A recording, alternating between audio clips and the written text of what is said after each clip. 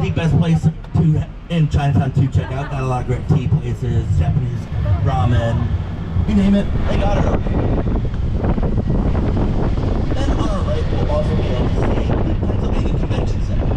Pennsylvania Convention Center was founded in 1990. It is 4 city blocks long, holds over 1 million square feet of convention space, and is home to all the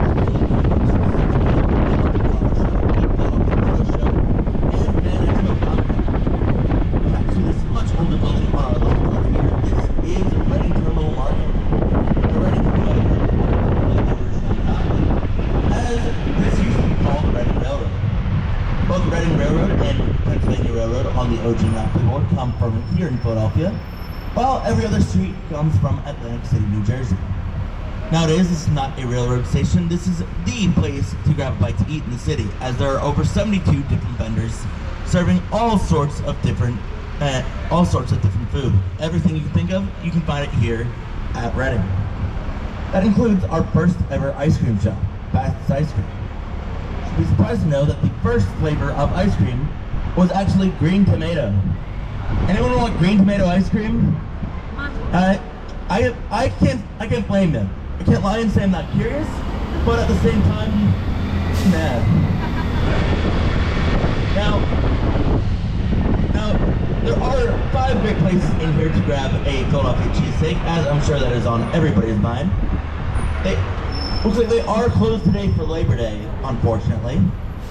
But the 5 great places in here to grab a bite to eat are Molly Malloy's, The Nick's, Spataro's, By George, and Carmen's.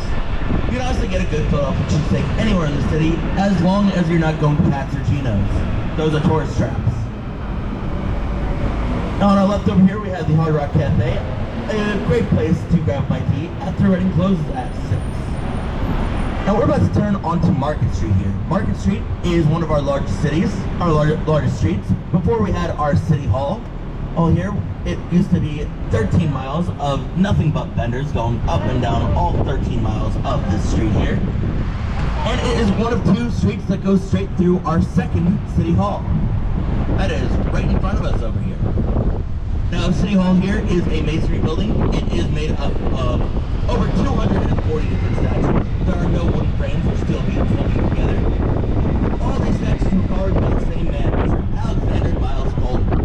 The famous one is all the way up at the top. That is of our founder, Mr. William Penn.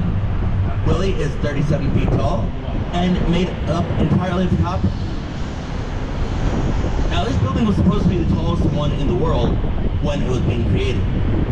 But as it took 30 years to be completed, it got beaten out by 2 other buildings.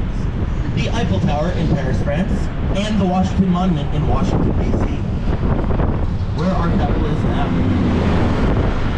Now, at City Hall, it is a real quick one. It's about 15 minutes, and you can go all the way up to the top and be right underneath William Penn's shadow.